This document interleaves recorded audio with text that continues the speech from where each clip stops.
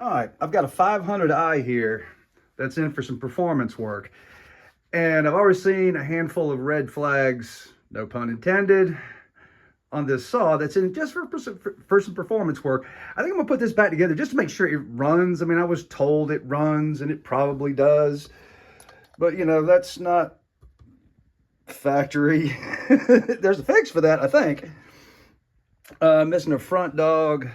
This AV spring right here is screwed. That's $5.49 at the dealer. What else just jumped right out at me? Well, yeah, there's no way I can pull that cylinder off. I can't clean that just with some compressed air. So let's pump the brakes on this. I'm gonna take it outside. You know, look, man, I know you might feel great that, you know, you got some paracord or something and fixed whatever. This well, there's some broken stuff that just came off. This air filter has been blown off, but if you blow into it, it's clogged. Piston and cylinder look good. Shocked. Somebody's put RTV on the muffler. I got more questions than I got answers. This is one of those things about, you know, maintenance. Well, let's just whoa up right here and talk about that. All right, here's a talk from your dad. If you're going to use this to put food on the table, you know, every once in a while, you're going to have to just give the saw a cleaning, a once over, check to make sure everything's tight.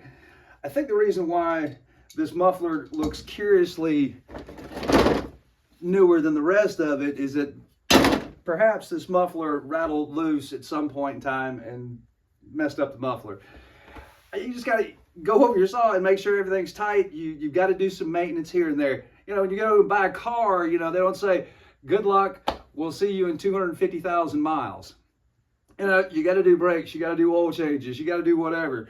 So with this being one of the cheapest things on a job site, your 83-foot lift that costs $160,000 or whatever it is now for a CMC, you know, without your saws running, all you have is a $160,000 amusement ride. What are you going to do now? Okay, at least it runs. All right, that little piece right there, I guess, was held on by grease and grime and debris. It's just wonderful. You know, please don't take this as I'm complaining. It's more frustration than anything else. You know, you beat the hell out of a saw, and you know, magically we're going to do some performance work. Everything on here needs to be touched and assessed to make sure that when I hand it back to the customer, that everything's good. Hopefully the threads are still good in there because the dog's missing. That ear's not broken off, which is good. I'm going to give this thing a thorough wash before we go any farther with it. But the short of this is, to do performance work on this saw, it's going to take me literally twice the time it would take for me to do it on a well cared for unit. Okay, so that's where the riv nut is supposed to go. And let's just safely say that the riv nut's not going to work there. All right, there's our before. All right, we look like this is 2 degreasings later. It's not perfect, but it's doable. I can actually get in here and, you know, there's still, I know, you missed a spot. But at least this way I can have the saw apart and get it back together without contaminating the crankcase. Still gonna need some compressed air. You know, the nooks and crannies that were behind the covers and stuff like that, almost there to take the top end off. All right, generous compressed air later. And now I need to wipe this with a clean towel to get that mating surface jam jelly tight. Okay, that's finally clean, to drape a nice clean cloth over while I have this apart. cylinder looks good. I don't know what oil he runs, but that's the best shining example of what he's done to this old saw on today's episode. Which brings me to my one last thing. Well, maybe the next one last thing for today's video topic. Yeah, there's a reason why a lot of these brand name professional builders around the country say, I only build brand hammer new saws. Either I'll sell you a new saw ported, or you can send me a brand new saw. I will port it for you and ship it back to you. This is what they're talking about. They've already paid their dues, and I paid my dues too. Now I'm about that far away. I'm not doing that nonsense anymore. You can understand.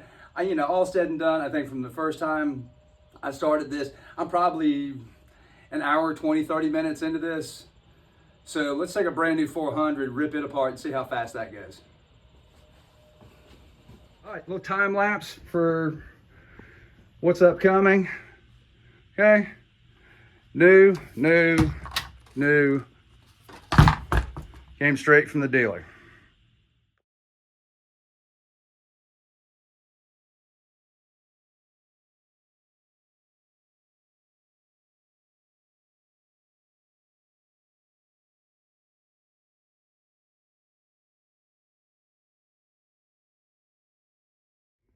A couple of minutes of that time was actually spent. I was trying to find something I could do full screen on here that would keep like the current time on it, and I'm too dumb to figure that out. But anyway, here's your look inside of a brand hammer new MS500 straight from the factory after its test run.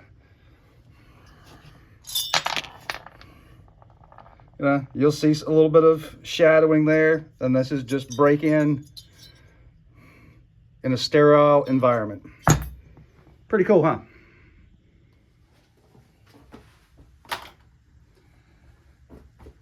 Poof.